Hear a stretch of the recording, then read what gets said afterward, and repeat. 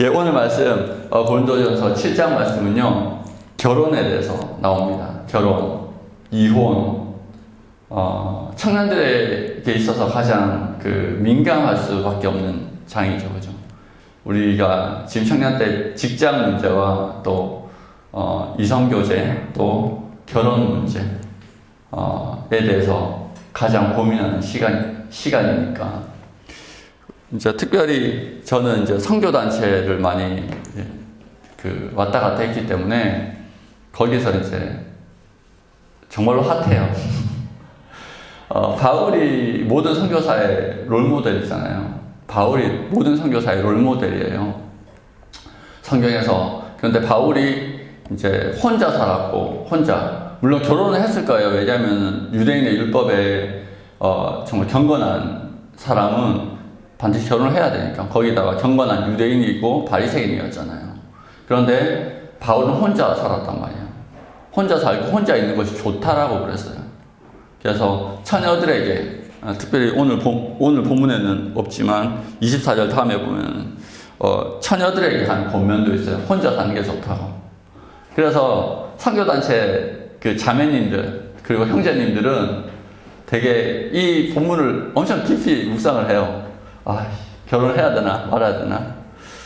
그리고 저도 마찬가지로 이 본문을 굉장히 깊이 묵상했던 사람 중에 한 명입니다. 정말로 깊이 묵상했어요. 왜냐하면은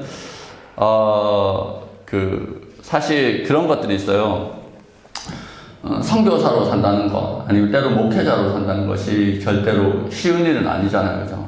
자기의 부귀영화를 어느 정도 포기하고 내려놓고 평안한 삶을 내려놓고, 그죠? 번듯한 직장 같은 이런 평탄한 삶을 내려놓는 곳에서부터 사실 사역자의 길은 시작합니다.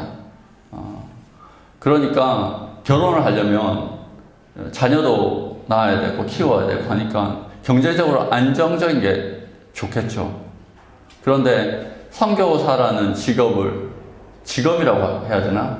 선교사라는 사명을 감당하기로 결단하는 순간부터 그 뜻이 맞지 않으면 결혼을 내려놓는 사람들이 되게 많아요. 물론 결혼을 하는 분들도 많지만 저희 넷째 누나는 아직 솔로입니다. 54인데 솔로입니다. 좋다고 하는 남자가 있어도 야, 너 같이 나 따라서 선교지 안 갈 거면 안 돼 하면서 굉장히 많이 찼어요. 어느 정도 이 본문이 그런 의미에서 엄청 핫한 본문입니다.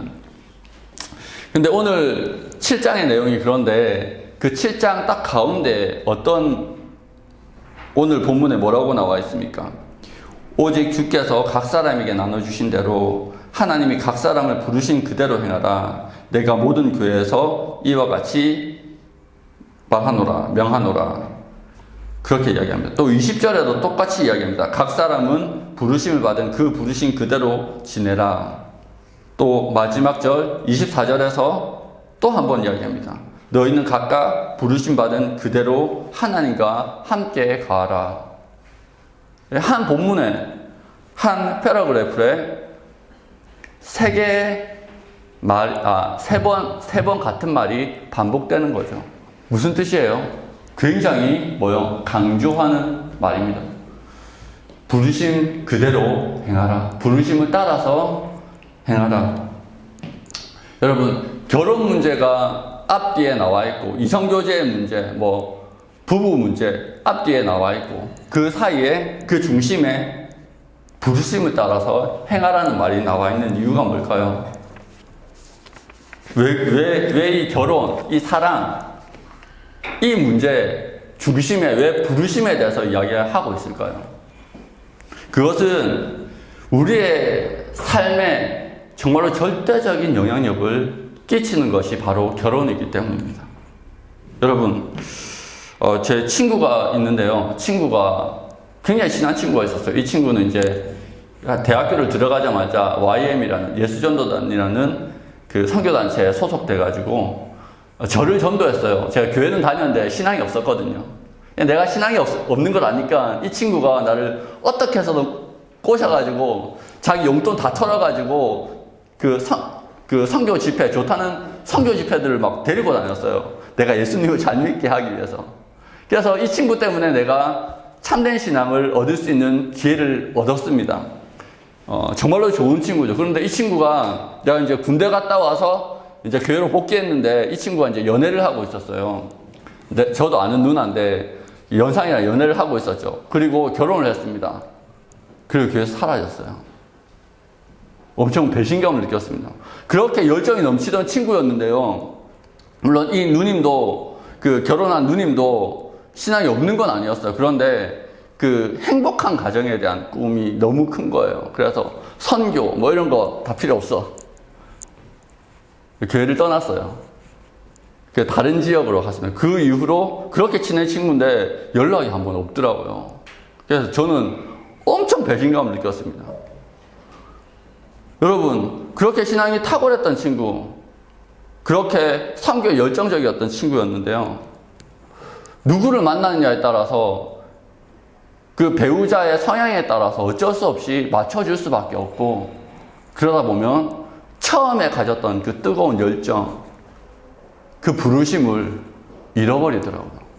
제가 청년회를 지나면서 청년 사역을 하면서 정말로 그런 것들을 많이 보았어요. 성경에는 그렇게 이야기합니다. 남자의 몸을 여자가 주장하고 여자의 몸을 남자가 부부가 서로를 주장하는 거예요. 그래서 한쪽이 뜻이 안 맞으면 맞지 않는 그 뜻에 맞춰줘야 되는 거예요. 그렇기 때문에 이성교제 그리고 결혼은요 굉장히 중요합니다. 왜? 그 사랑이라는 감정이, 그 서로를 사랑한다는 감정이, 서로를 배려하고 아껴주고 사랑한다는 그 감정이요, 비록 죄 때문에 왜곡되긴 했지만 우리의 모든 진로를 결정할 정도로 강력하기 때문이에요.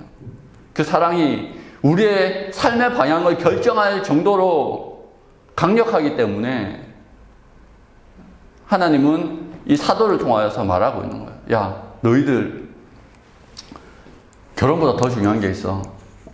너희들 사랑, 이성교제보다 더 중요한 게 있어. 그건 뭐예요? 바로 부르심이라는 거예요. 분명히 자기가 뭐 수련회나 선교단체나 아니면 예배를 드리다가 하나님 앞에 감동을 받고 자기의 삶을 분명히 서원했던 형제였어요. 자매였어요. 그런데 어떻게 되냐면 연애를 하다가 선택을 해야 되는 시점이 오는 거예요. 이 자매를 따라가야 되나? 이 형제를 따라가야 되나? 그럴 때가 온다는 거예요.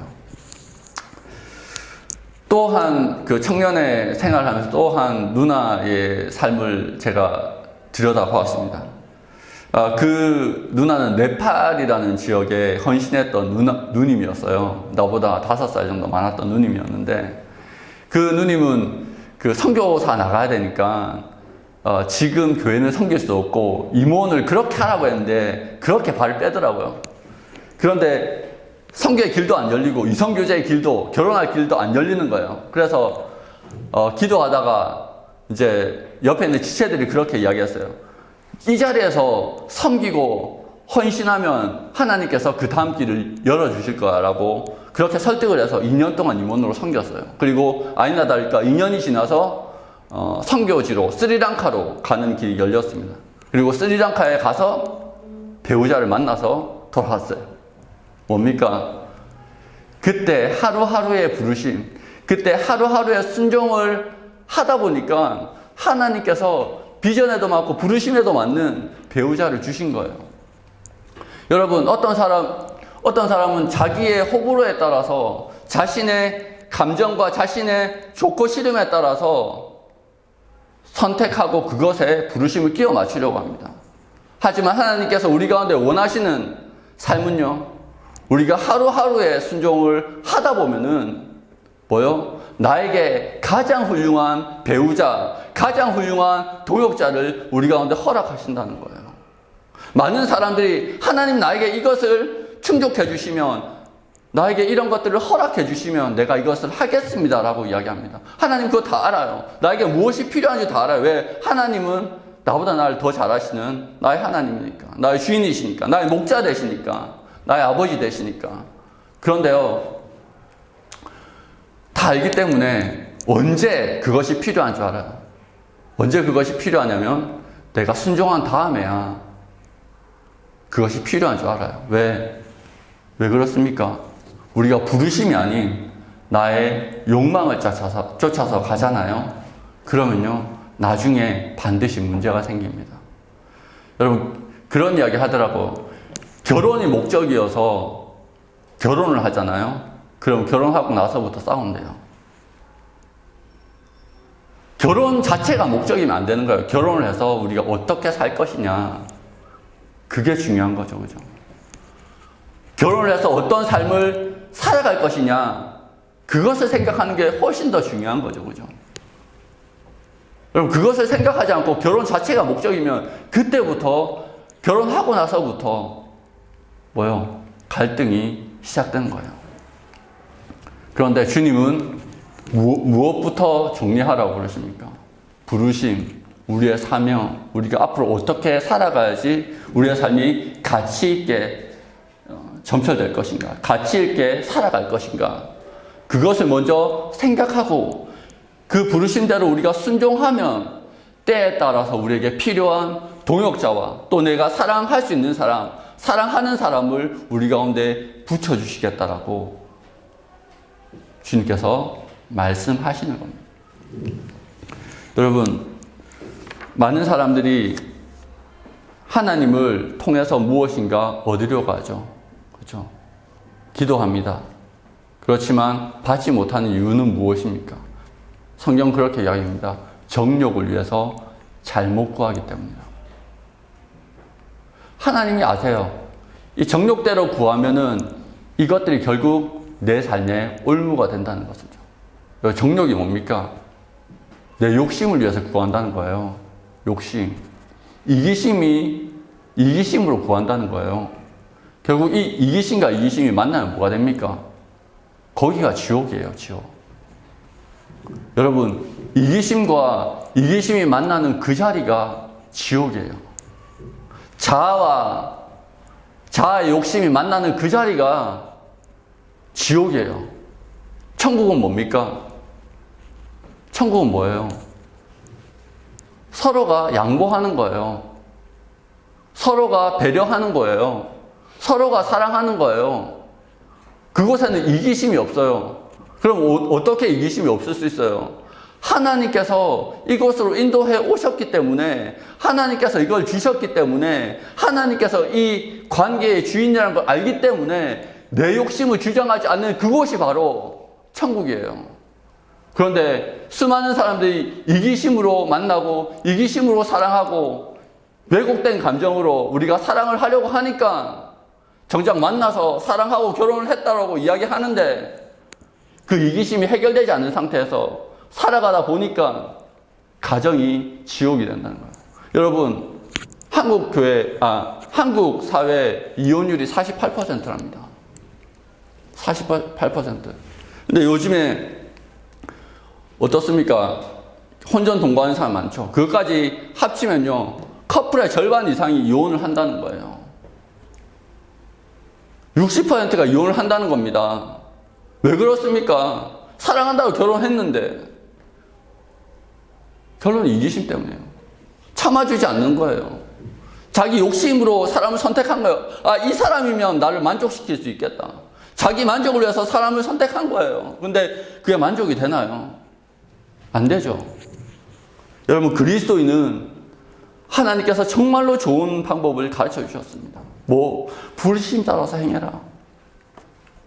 여러분, 제가 두 번째 예로 든 그 누님, 그 자매님 예로 들었지만요, 선교단체에서 보다 보면요, 그런 예가 너무 많아요. 자기 욕심을 따라서 선택하고 하잖아요. 그러면 선교단체 다 떠나더라고요. 자기의 사명에 의해서 다 떠나버립니다. 그런데요, 그때 순종해서 선교지에 나가면은요, 거기서 만나고 오고, 그리고 교회에서 섬기다 보면 거기서 만나고, 너무너무 잘 살아요. 왜? 자기 이기심을 따라서 선택하지 않았거든. 확신이 있는 거예요. 이 사람은 하나님 나에게 주신 사람이다. 이 사람 버리면 안 된다. 이 사람 내가 마음에 안 들어도 사랑해야 된다. 라는 마음이 있는 거예요. 저도 우리 집사람 엄청 많이 싸웁니다. 왜? 성격이 너무 다른 거예요. 딱 완전 덜렁거리거든요. 우리 집사람은요, 엄청 디테일해요. 막, 패턴이 흐트러지면 안 돼. 왜? 미술을 전공해가지고요. 내가 뭐 복장이 좀 이상하잖아요. 미치려고 그래요, 막. 너무너무 달라요. 그런데요, 왜 웃어요? 웃을 일이 아니에요. 진짜 많이 싸워요. 그런데요, 싸우다가도 확신이 있는 거예요. 하나님이 붙여주셨다. 이 사람 내 동역자다. 야, 싸우다가 그런 이야기예요. 자기네랑 왜 결혼했냐고. 한마디밖에 없어요. 사역 때문에 결혼하는 거예요. 근데요, 그게 어떤 싸움을 해도 우리를 이어주고 묶어주고 하나 되게 하는 핵심이더라고요. 정말로 아름다운 이성교제, 결혼, 사랑하고 싶어요. 그러면요, 부르심을 따라서 행하는 거예요. 부르심을 따라서 행할 때, 하루하루 그 부르심 따라서 순종할 때, 하나님은 우리 가운데 가장 아름다운 것으로 채워주세요. 여러분, 신앙생활이 그것을 경험하는 삶이에요. 아, 하나님이 나와 함께 계시구나. 먼저 주의 나라와 의를 구하라. 그리하면 이 모든 것을 너에게 더하시리라. 이것들을 날마다 체험하는 삶이 그리스도의 삶이에요. 여러분, 그 삶을 우리가 살아야 돼요. 그 삶을 우리가 누려야 돼요. 그런데 많은 사람들이 눈앞에 좋아 보이는 거, 여러분, 그 시간 지나면 아무것도 아닌 거, 여러분 다 알잖아요. 다 경험해 봤잖아요. 어렸을 때는, 그러니까 제가 청년이 되고 나서 얼마 안 있다가 핸드폰이 나와서 전역하고 핸드폰이 나왔어요. 처음에 핸드폰을 가졌을 때, 나왔을 때 너무너무 좋더라고요, 이게. 너무너무 가지고 싶었어요. 목숨 걸고 가지고 싶어서. 근데 시간이 지나고 내가 조금 더 커보니까 그런 생각이 드는 거예요. 내가 진짜 당연히 좀 시간이 있으면 시간을 조금 넉넉하게 잡으면 당연히 가질 수 있는 거. 그때 왜 그렇게 조바심을 냈을까? 우리 살아가면서 그런 것들이 너무 많잖아요. 그죠? 그럼 조바심 낼 필요 없어요. 하나님 나에게 필요하면요, 주세요.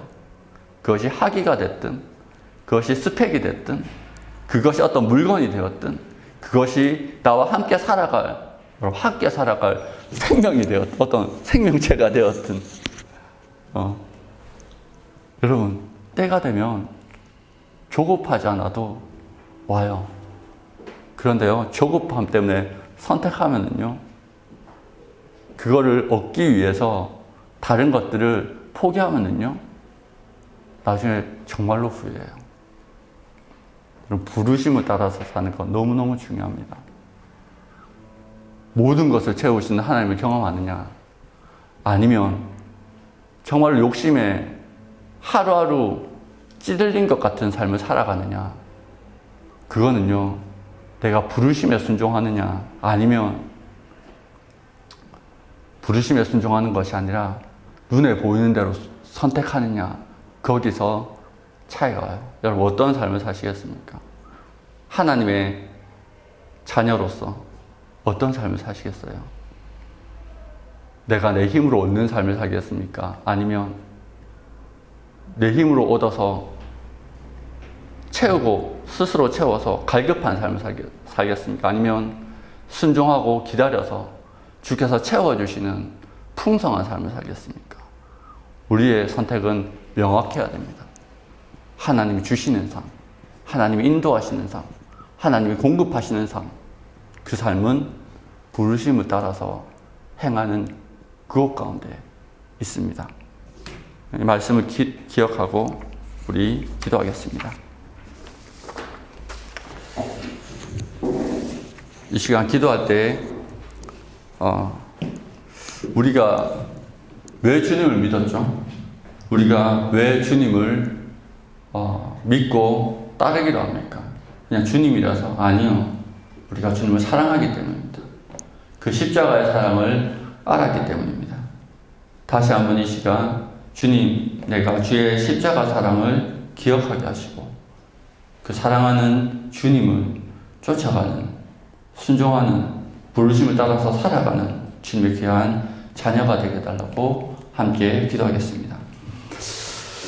하나님 아버지 감사합니다. 주께서 우리를 사랑하셔서 우리를 불러주셨고 우리를 주님의 하나님의 자녀로 삼아주셨고 주님의 신부로 삼아주셨습니다. 주님 그 아름다운 부르심을 잊지 않게 하여 주시옵소서. 주님이 우리를 종으로 부르신 게 아니라 우리를 자녀로, 우리를 신부로, 우리를 주님의 몸으로 불러주셨습니다. 한 몸으로 불러주셨습니다. 주님 그 사랑의 주님을 하나님 아버지 놓치지 않고 하루하루 순종하면서 살아가게 하여 주시옵소서. 그 부르심을 쫓아서 살아갈 때 하나님 우리에게 공급하시고 우리에게 가장 좋은 것으로 채우시고 그것이 배우자가 됐든 우리의 재정이 되었든 우리의 전 삶을 인도하시는 하나님의 은혜를 우리가 경험하는 주님의 귀한 백성들 되게 하여 주시옵소서. 주님 이 시간 함께 하여 주실 것 믿습니다. 주님 하나님 아버지 주의 은혜를 감사합니다. 주께서 우리를 사랑하셔서 십자가 지시고 우리를 위하여 피 흘리시고 우리를 위해서 그 몸을 찢으셨습니다. 우리가 그 사랑을 놓치지 않게 하여 주시옵소서. 우리에게 모든 것들을 공급하시기 위해서 자신의 모든 것들을 버린 예수 그리스도의 사랑을 의심하지 않게 하여 주시옵소서. 우리의 필요한 것들을 때에 따라 충만하게 채워주실 주님을 기억하고 하루하루를 기쁨으로 순종하는 그 부르심을 쫓아가는 주님의 귀한 백성들 되게 하여 주시옵소서. 날마다 그 은혜를 경험하는 우리들이 될 것을 우리가 믿습니다. 이 모든 것을 주께 맡겨오며 우리 구원하신 예수 그리스도 이름으로 기도합니다. 아멘.